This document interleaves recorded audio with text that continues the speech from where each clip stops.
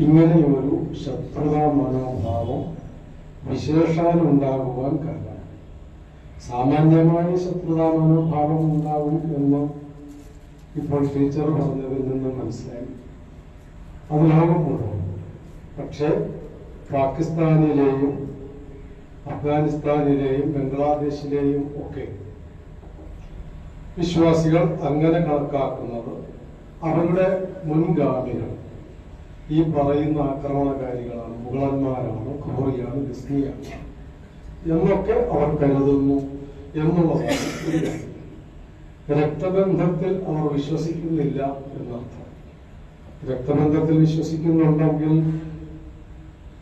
അവിഭക്ത ഭാരതത്തിലെ മുഴുവൻ ആൾക്കാരും ഏത് മതത്തിലും ജാതിയിലും പെട്ടവരാണെങ്കിലും അവരൊക്കെ സഹോദരങ്ങളായി മാറേണ്ടതാണല്ലോ, അഥവാ അങ്ങനെ വിചാരിക്കേണ്ടതാണല്ലോ. രക്തബന്ധത്തിൽ വിശ്വസിക്കുന്നില്ല, ആക്രമണകാരികളുടെ മതത്തിലാണ് വിശ്വാസം എന്നർത്ഥം. ചിന്മയ കൃഷ്ണദാസ് ഇന്ന് ആഗോള ഇസ്ലാമിക ഭീകരതയ്ക്കെതിരായ പോരാട്ടത്തിന്റെ ഒരു പ്രതീകമാണ്, ഒരു സിംബലാണ്. അദ്ദേഹമാണല്ലോ ഇപ്പൊ ജയിലിൽ കിടക്കുന്നത്. ഇപ്പോഴത്തെ പുതിയ ഒരു അവതാരം ശ്രീകൃഷ്ണനും ജയിലിലാണ് ജനിച്ചത്. ഇപ്പോ ആ ശ്രീകൃഷ്ണനെ ആരാധിക്കുന്ന, ആ സന്ദേശം പ്രചരിപ്പിക്കുന്ന ചിന്മയ കൃഷ്ണദാസ് ജനിച്ചത് ജയിലിലല്ലെങ്കിലും ജീവിക്കുന്നത് ജയിലിലാക്കി മാറ്റിയിട്ടുണ്ട് അവിടെ.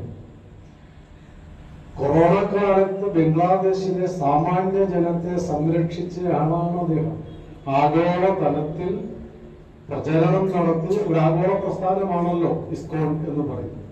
ആഗോള തലത്തിൽ പ്രചരണം നടത്തി സമ്പത്തും മറ്റെല്ലാ വിഭവങ്ങളും, മരുന്നും ആഹാര വസ്തുക്കളും എല്ലാം സമാഹരിച്ച് ലോകത്തിന്റെ നാനാഭാഗങ്ങളിൽ നിന്ന് സമാഹരിച്ച് പട്ടിണിയും അനുഭവിക്കുന്ന, ദാരിദ്ര്യം അനുഭവിക്കുന്ന, പീഡനം അനുഭവിക്കുന്ന ബംഗ്ലാദേശികൾക്ക് കൊടുത്ത് അവരെ എഴുന്നേൽപ്പിച്ച് നിർത്താൻ പ്രാപ്തമാക്കി എന്ന തെറ്റാണ് ചിന്മയ കൃഷ്ണദാസ് അദ്ദേഹത്തിന്റെ അനുയായികളും ചെയ്തത്.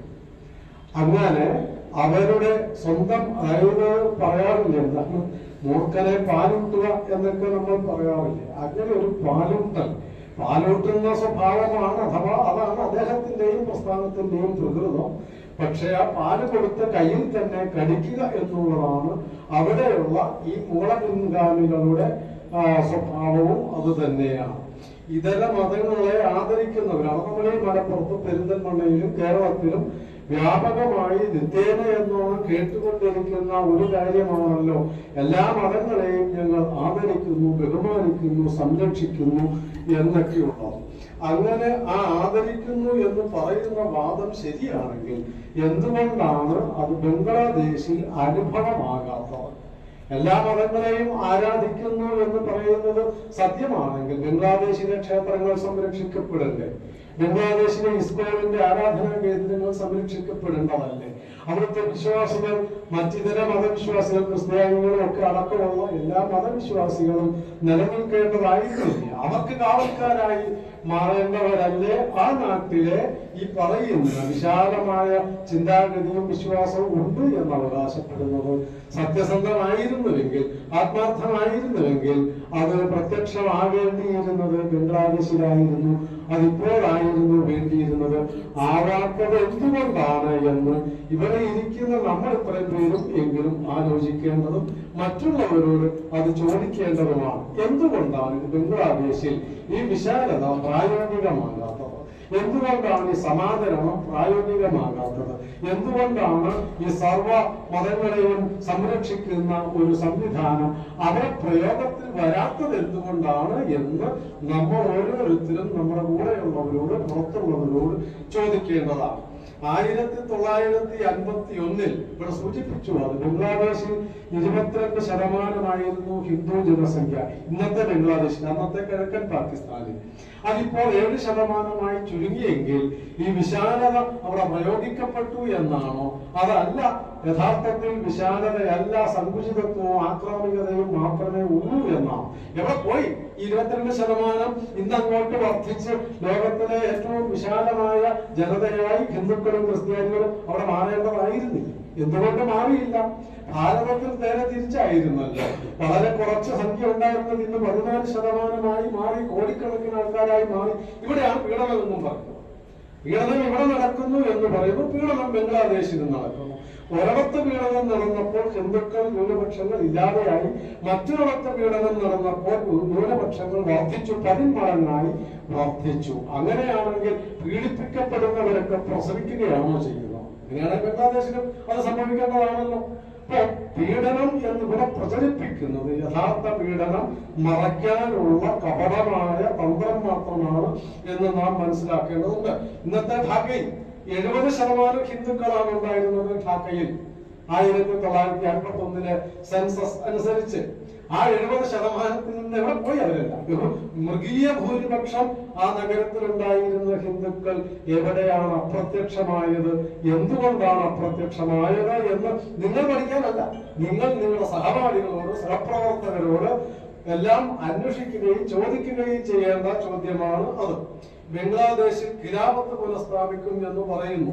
ഖിലാഫത്തിൽ അമുസ്ലിമിന്റെ സ്ഥാനം എന്താണ് എന്നുള്ളതിന്റെ തെളിവാണല്ലോ ബംഗ്ലാദേശിന്റെ ഇന്നത്തെ അനുഭവം. ഖിലാഫത്ത് പുനഃസ്ഥാപിക്കുമെങ്കിൽ പുനഃസ്ഥാപിക്കുന്നതിന് മുന്നേ തന്നെ ഇതാണ് അനുഭവമെങ്കിൽ ഖിലാഫത്ത് പുനഃസ്ഥാപിച്ചു കഴിഞ്ഞാൽ എന്തായിരിക്കും അനുഭവം എന്ന് വേറെ ചൊല്ലേണ്ടതുണ്ടോ? അപ്പത്തിൻ പോലെലി തിന്നീടിൽ അപ്പത്തിൻ കഥ ചൊല്ലണോ എന്ന് നമ്മളെ നാട്ടുകാരണവന്മാര് പണ്ട് പറഞ്ഞിട്ടുണ്ട്. അപ്പത്തിന്റെ അകത്താണ് ഈർക്കിലി വെച്ചിരിക്കുന്നത്, അത് പിടിച്ച് തിന്നാനാണ്. അപ്പൊ ഈർക്കിലി തന്നെ എലി തിന്നു എന്ന് പറഞ്ഞാൽ അതിന്റെ പുറമേയുള്ള അപ്പം ആര് തിന്നു എന്ന് കണക്കാക്കണം. അത്രയും സാമാന്യ ബുദ്ധിയെങ്കിലും നമ്മൾ കാണിക്കേണ്ടതാണ്. ഖിലാഫത്തില്ലാതെ തന്നെ ഇതാണ് ബംഗ്ലാദേശിന്റെ അവസ്ഥയെങ്കിൽ ആ ഖിലാഫത്ത് സ്ഥാപിച്ചു കഴിഞ്ഞെന്നാൽ പിന്നെ ബംഗ്ലാദേശിലെ ഹിന്ദുക്കളുടെ മാത്രമല്ല, ക്രിസ്ത്യാനികളും ബാക്കി പലരും ഉണ്ട് അവിടെ. ന്യൂനപക്ഷങ്ങൾ എന്ന് പറയുന്ന വിരലിൽ എണ്ണാവുന്നവരൊക്കെ അവരുടെ അവസ്ഥ എന്തായിരിക്കും എന്ന് നിങ്ങൾ മറ്റുള്ളവരോട് ചോദിക്കേണ്ട ചോദ്യമാണ്. സമാധാനത്തിന്റെ വക്താക്കളായി വരുന്നവരോടും ചോദിക്കേണ്ടതാണ്. ഈ അടുത്ത നാളിൽ ഈ കശാപിശ തുടങ്ങിയതിന് ശേഷം 1500 ഹിന്ദു അധ്യാപകരെ കൊണ്ട് രാജിവെപ്പിച്ചിട്ടുണ്ട്. 1500 ഹിന്ദു അധ്യാപകർ. അവരെ പഠിപ്പിക്കാൻ പാടില്ല. ഹിന്ദു കാഫിറുകളല്ലല്ലോ മുസൽമാനെ പഠിപ്പിക്കേണ്ടത്. അല്ലെങ്കിൽ പിന്നെ എന്തുകൊണ്ട്? അതാണ് നമുക്ക് മനസ്സിലാവുന്നത്. അങ്ങനെയല്ല എന്നാണെങ്കിൽ എന്തുകൊണ്ടാണ് ഇവരെ കൊണ്ട് രാജിവെപ്പിച്ചത് എന്ന് പറയേണ്ടത് ഇന്നത്തെ അവിടുത്തെ മത രാഷ്ട്രീയ നേതൃത്വമാണ്. ഹിന്ദു ആഘോഷങ്ങൾ അവിടെ ആക്രമിക്കപ്പെടുന്നു. ഇപ്പോൾ ദുർഗാപൂജ ആക്രമിക്കപ്പെടുന്നു, ഭജന ക്ഷേത്രങ്ങൾ എല്ലാം ആക്രമിക്കപ്പെടുന്നു, ഗോശാലകൾ തച്ചു തകർക്കുന്നു, ഗോക്കളെ വെട്ടിയരിഞ്ഞ് തള്ളുന്നു. അതിന്റെ വീഡിയോ ഇപ്പൊ നിങ്ങൾ കണ്ടിട്ടുണ്ടാവും. അതുകൊണ്ട് ഞാൻ അതിനെ കുറിച്ച് വിശദീകരിക്കേണ്ടതില്ല. കൂട്ടക്കൊലകളും കൂട്ടബലാത്സംഗങ്ങളും കൊള്ളയും മതം മാറ്റവും ഒക്കെ അവിടെ നടന്നുകൊണ്ടിരിക്കുകയാണ്. ഭാരത വിരുദ്ധ ഹിന്ദു വിരുദ്ധ വികാരം അവിടെ പ്രചരിപ്പിച്ചുകൊണ്ടിരിക്കുന്നു. ഭാരത പതാക തെരുവിലിട്ട് ചവിട്ടുന്നു. എന്തിനാ? മറ്റൊരു രാജ്യത്തിന്റെ പതാക തെരുവിലിട്ട് ചവിട്ടാൻ കുട്ടികളെ പരിശീലിപ്പിക്കുന്നതും പ്രേരിപ്പിക്കുന്നതും അതിന് ആവേശം കൊടുക്കുന്നതും എന്തിനു വേണ്ടിയായിരിക്കും? ആ രാജ്യത്തിനോടുള്ള അറപ്പ് ആ കുട്ടികളിൽ, വളരുന്ന തലമുറകളിൽ, യുവജനങ്ങളിൽ അടിച്ചുറപ്പിക്കാൻ വേണ്ടിയായിരിക്കില്ലേ? നിന്റെ ശത്രു രാജ്യത്തിന്റെ പതാകയാണ് ഇത്. ആ രാജ്യത്തെ ജനങ്ങളെ വെറുക്കാൻ വേണ്ടി അല്ലെങ്കിൽ പിന്നെ എന്തിനാണ് ആ പ്രക്രിയ ചെയ്യുന്നത്? എങ്ങനെ ബംഗ്ലാദേശ് കഴിഞ്ഞ 2-3 ആഴ്ച മുമ്പല്ലേ തിരുവനന്തപുരത്ത് അവിടെ മതവിദ്യാഭ്യാസം കഴിഞ്ഞ് പുറത്തേക്ക് വന്ന ഒരു പറ്റം ചെറുപ്പക്കാര് വഴിയരികിൽ ഇരുന്ന ഭാരതമാതാവിന്റെ ചിത്രം അവിടെ ഫ്ലെക്സ് വെച്ചിരുന്നു. ആ ഫ്ലെക്സിൽ കാറിത്തുപ്പുകയും ചവിട്ടുകയും അത് വലിച്ചു കീറാൻ ശ്രമിക്കുകയും ചെയ്യുന്നു. മതവിദ്യാഭ്യാസം കിട്ടിയവരുടെ പ്രവർത്തനം ഈ കൊച്ചു കേരളത്തിൽ നടക്കുന്നുവെങ്കിൽ പിന്നെ ബംഗ്ലാദേശിൽ വേറെ എന്ത് നടന്നുകൂടാ? അവിടെ എന്തിനാണ് ഈ ഭാരത വിരുദ്ധത പ്രചരിപ്പിച്ചു കൊണ്ടിരിക്കുന്നത് എന്ന് നാം വേറെ ഗണിക്കേണ്ടതില്ല. അത് കേവലം ഒരു രാജ്യത്തോടുള്ള ശത്രുതയല്ല എന്ന് നാം തിരിച്ചറിയേണ്ടതുണ്ട്.